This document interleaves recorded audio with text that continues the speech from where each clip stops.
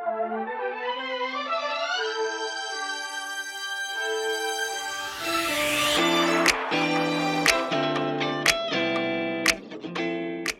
this morning's call revolves around not stopping short of the finish line.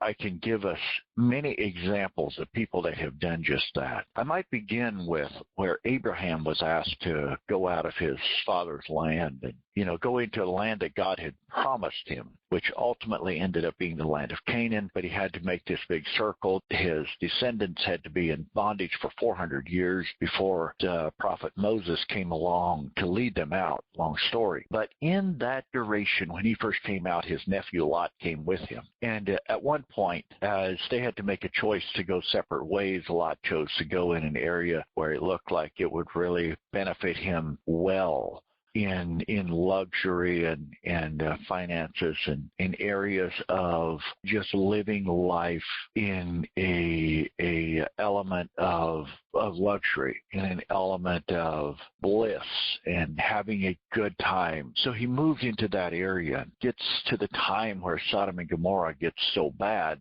that it has to be destroyed. And then God asked him to go up on the mountain. Now, along the way up to the mountain, he asked God if there was any way possible he could just stop on this lower mount. Didn't have to go clear to the top. And then ultimately is what he did. Now I'm going to fast forward when the Israelites came across the river finally, when the older generation passed away that came out of bondage, but bondage never came out of them, and they couldn't see themselves taking on the giants. They said they would look like grasshoppers, and they believed the negative report over the positive report. Isn't that still true for today? Many of us are out with positive reports telling people, hey, you can have a better life in terms of finances, in terms of relationships and communication, and the list goes on. You can be the lender, not the borrower. And many people strive for that, and they seek after it, and they accomplish it. But there's many like Lot that ask, can we just stop here? We've earned enough now. We're kind of doing okay. Let's just stop here. Or, the day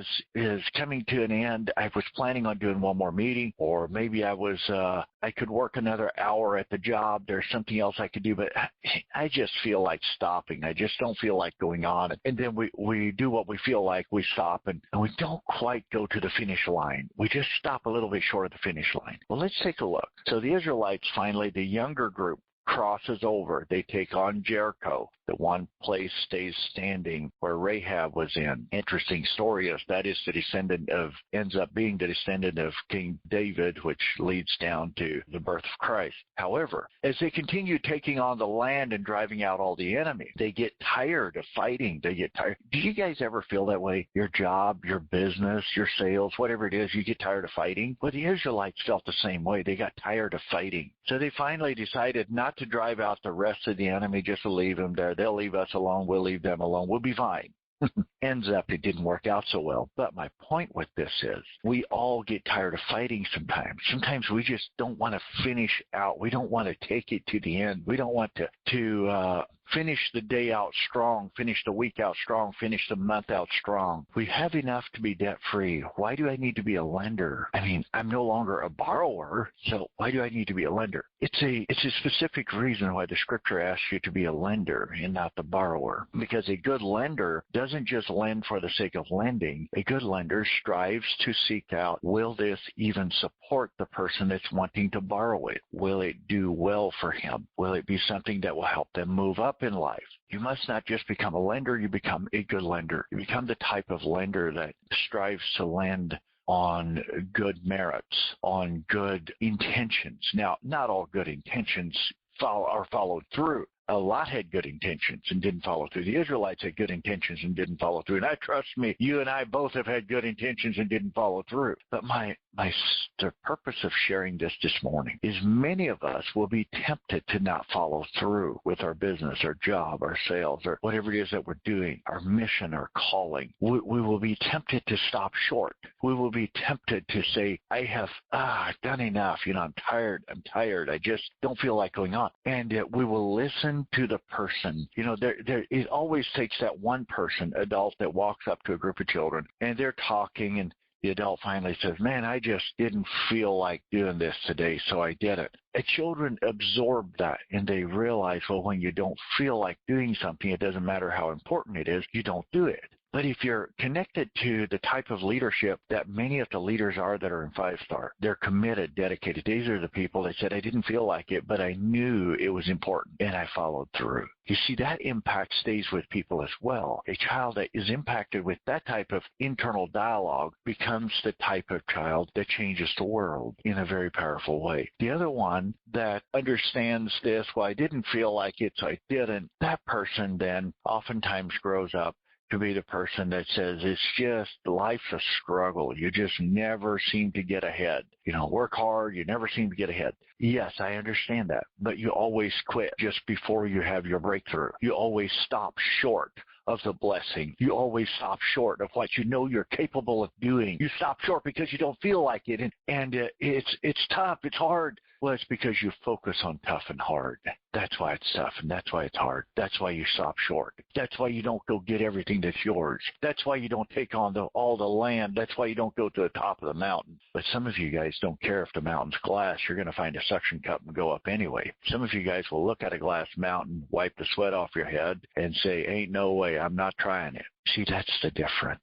That's the difference between a winner and a loser. The winner says, where's the suction cups? The loser says, how do I get out of here the fastest way possible? The winner says, I'm tired, but I had committed myself to that goal. That's the one I'm going to. The loser says, so what? I'm in a much better place than I was. I'm okay. At least I know I've given it all I had. No, you did not. You see, you enjoy the price of success, but you pay the price of failure. Failure demands a price of you every day. Failure is not making a mistake. That's not failure. Failure is giving up. Like the Israelites failed to hear the words of Caleb and Joshua. They failed to hear that if God be with us, we can take this on. They were a failure and they died. But you see, you pay the price for failure. It's something you wear every day when you don't go all the way, when you stop short because you didn't feel like it. You pay a price for that. But success is following through when you don't want to, when you don't feel like it, when seems like every part of you is screaming to not continue, but you follow through anyway. That's success. You enjoy that. Once you're done, you lay down to sleep. You're exhausted, you're tired. There's nothing that feels better than that type of exhaustion. When you know you left it all on the field, it's not hype that's telling you did. It's you know you did. You went to the end. You went to what you had set out to do that day. Scripture even talks about those that are faithful to the end. Also talks about them that make the most of what they were given. It talks about them that were given talents and how they doubled their profits. It continues about the person that perseveres.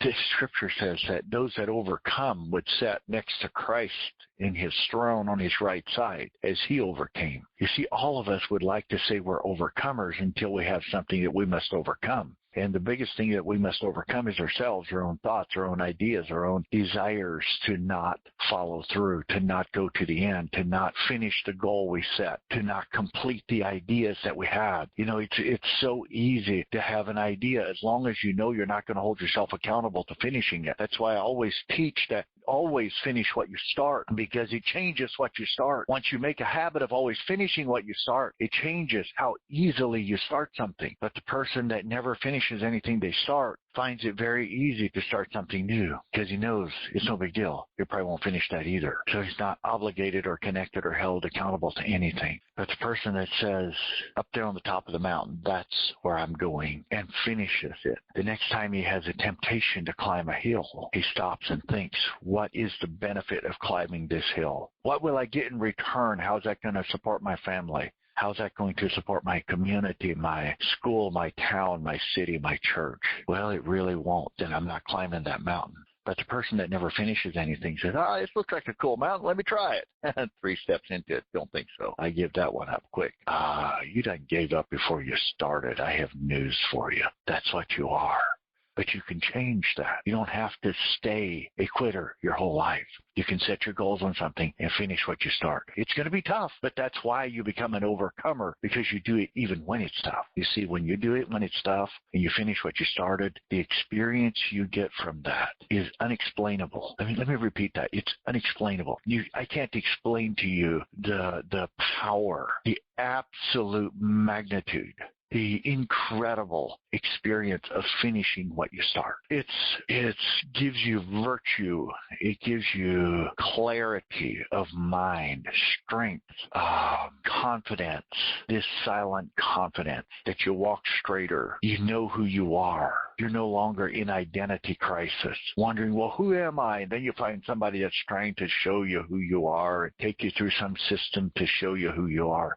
Nah, just finish what you started. You'll figure that out on your own, and it'll be beautiful. It doesn't take some psychiatrist or some smart person that's read 17 books on it that can tell you who you are. You finish one thing that you said you're going to do, and you finish it with dignity. You finish it with everything that you've got. You'll know who you are, and you'll like who you are. You'll enjoy it. It'll feel good. That business you started, don't you give up on it. I understand things are tough right now. I understand that it's not going your way right now. I understand the bills are coming in faster than the paychecks are coming in. I get that. I'm not a newbie to that. I understand all those things. I totally get it. But I also know within you lies something greater than you've ever experienced up to this point. Pick yourself up and go again. Finish that thing that you've started. Don't you quit on yourself. You're quitting on your future. You're quitting on the people around you. You're quitting on the next generation below you and the next generation and the next generation. You see, they have only that to follow, that quit. Quit smells like puke. Go ahead and finish what you started, whatever it is. I don't know who you are and where you're listening from, but whatever it is, finish it.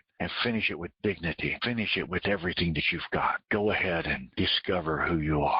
Yes, it doesn't take a psychiatrist for you to find that. It takes a willing and determined and committed and sold out type of person. Thank you guys. Make it a great day. And as always, remember, don't settle for less than who you are. May God bless you.